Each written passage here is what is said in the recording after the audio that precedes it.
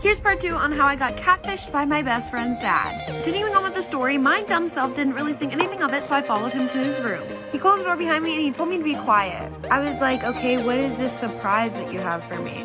He pulled out his phone and he showed me his Snapchat. And it was the Snap account that I have been snapping for the past couple of weeks. And the same guy that I confessed my love for. Mind you, I'm pretty sure her dad was in his mid-40s at the time. And I was only 12. He told me to give him my phone because I needed to be punished for my actions, so I did. I only did because I was honestly terrified and I had no idea what else to do. He told me since I told him I loved him, I needed to show him that I loved him. And he starts to take his pants off. I turn around and I run out the room and out the house. My house was only a couple houses down, so I ran all the way down to my house and told my mom everything that happened. I don't know if she really believed me, but he ended up convincing us not to press any charges against him. And I was never allowed to see my best friend nor him ever again. P.S. I never got my phone back and we had to move again. Part 3 on the McDonald's conspiracy. So what exactly is a conspiracy? It's a secret plan made by a group to do something harmful or unlawful. And it didn't take long for this next Monopoly game to have a new winner. His name was Michael Hoover. I decided to make a fake production company to act like they were doing a big commercial for him winning when they were actually secretly interrogating him. So they were asking him questions. He went into detail on how he found the chip, how he was gonna buy a boat, and name it Ruthless Scandal. The FBI, being one step ahead, had already tapped him, so when he left, they heard his phone call, which he basically laughed and said that he pulled it off, that they actually think he's gonna buy a boat called Ruthless Scandal. But they hear the name Uncle Jerry talked about again, so they had to do a deeper dive into who was working for them.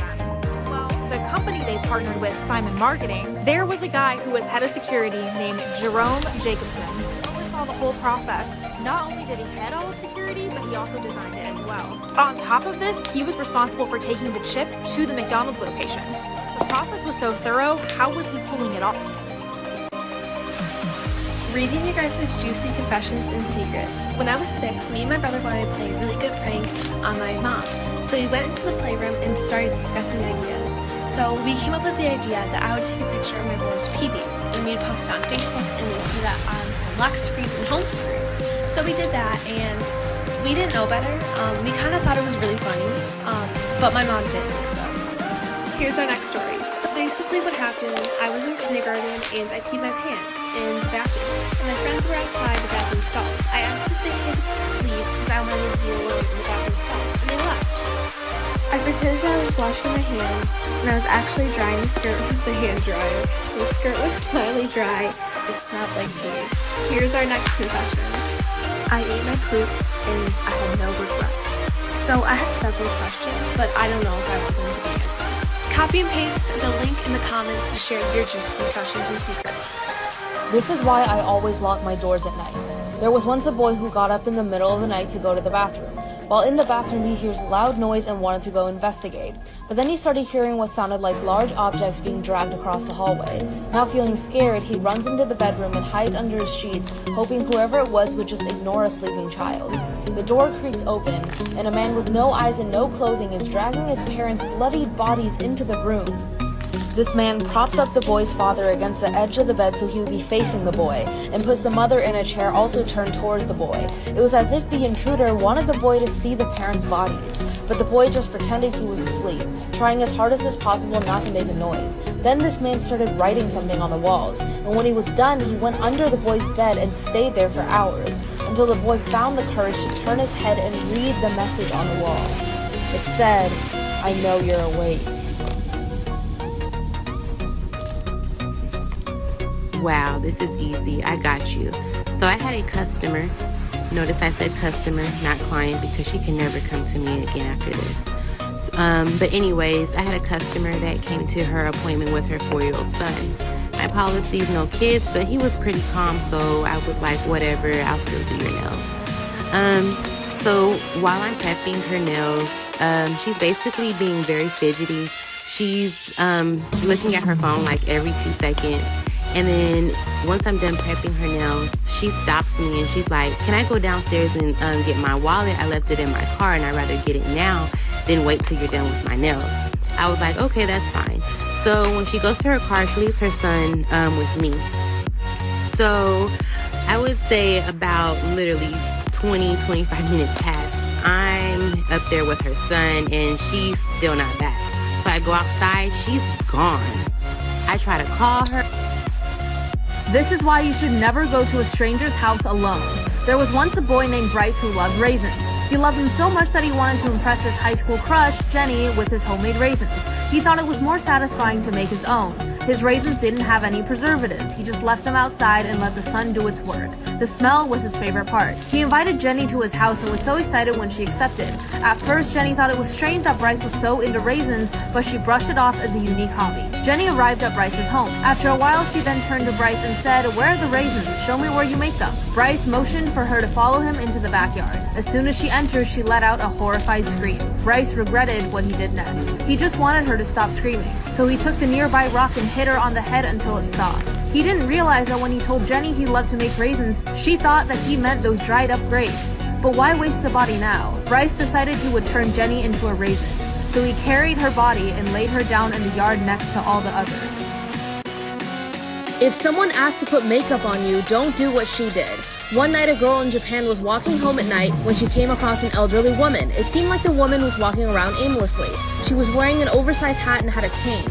While she had wrinkles on her face, she also wore quite a bit of makeup. The young girl didn't think much of it until the old woman came up to her and asked if she wanted to try some of her makeup powder.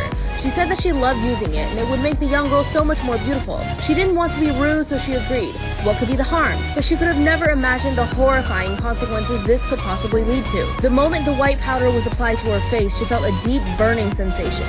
Then she felt the flesh on her face fall off. The old woman was the face powder hag, a creature from Japanese urban legend who tricks young girls into putting on her makeup. When the young girls' faces begin to rot and fall off until there's nothing left but a skull, she will steal their flesh for herself. What she does with it is still a mystery.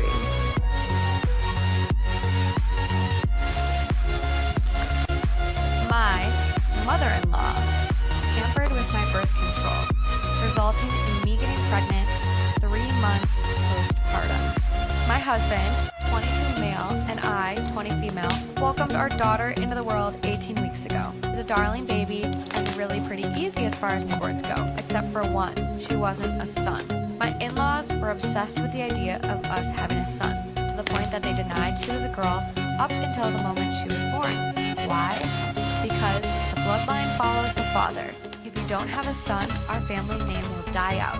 The day they came to visit in the hospital, my in-laws asked when we would be trying for another baby. We kind of just laughed it off, but my mother-in-law got more insistent, straight up telling us, y'all need to try for a boy.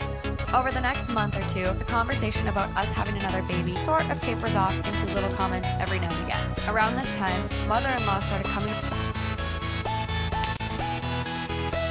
This is why you shouldn't believe what you see on TV.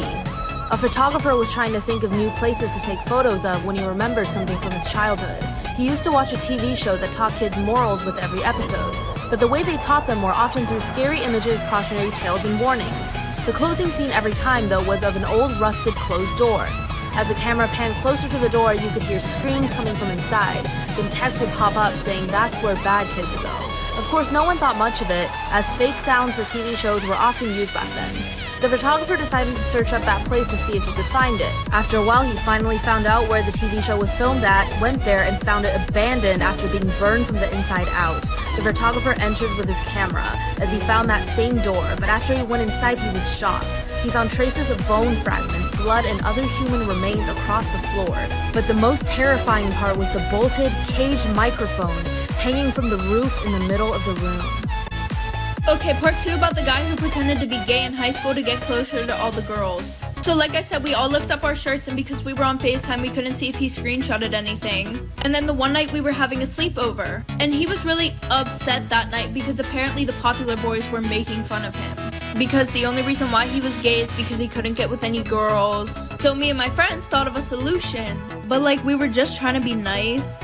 And now looking on it, that is the dumbest shit that we've ever done. And we're all like, oh, well, why don't you just say that you did the nasty with all of us? And he was like, well, I don't think they'll believe it, even if you guys said, yeah, you did do it. So we were like, okay, then let's do it for real. So that night, we did the nasty, all 5 of us. So that morning, we all wake up and he's literally gone. Like, he didn't wake us up to say goodbye, which wasn't normal. So the weekend goes past, Monday we go to school, and in the morning my friends and I have time to walk around and everybody's just staring at us like for part 3.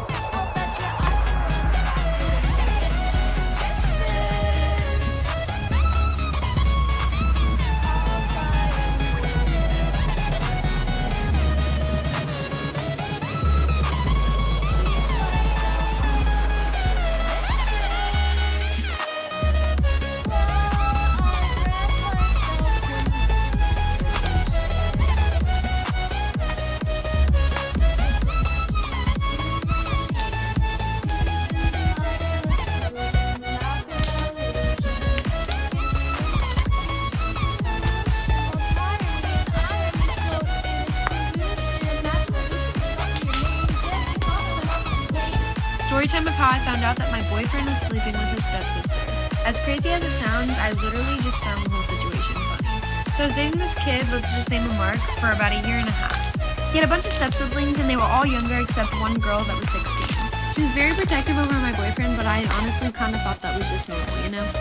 She would always make up some strange excuse why she had to hang out with me and my boyfriend, so we honestly never could hang out alone. They were siblings, so I would never think anything of it. I honestly thought they were just really close.